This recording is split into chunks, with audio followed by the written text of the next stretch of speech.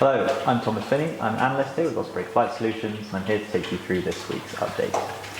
Over the last week, a total of 2,966 incidents have been registered by the Osprey system, and the analysis team has published 38 alerts, of which 6 were critical.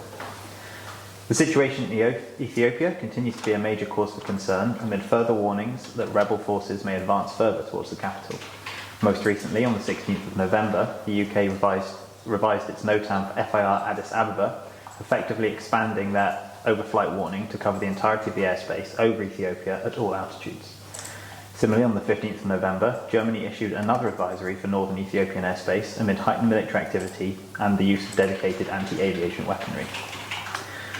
Whilst the conflict in Ethiopia, alongside developments in Israel and Saudi Arabia, has featured heavily in the news cycle this week, we've also been keeping a close eye on Europe and the CIS, where tensions between Ukraine and Russia have been building.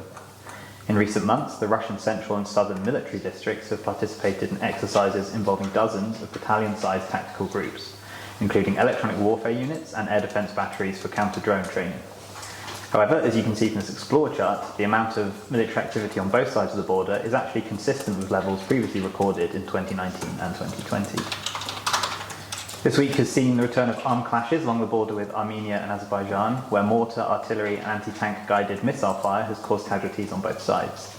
Additional troop movements have also been reported in the Tavush area, located well north of the disputed Nagorno-Karabakh region. These incidents are particularly concerning given their proximity to ATS routes used by civilian operators. In pandemic-related news, Austria and the Netherlands have been among the first European nations to reintroduce domestic lockdown measures this winter amid spikes in COVID-19 infections. India has once again reopened its borders to many fully vaccinated tourists arriving via scheduled commercial flights for the first time since March 2020.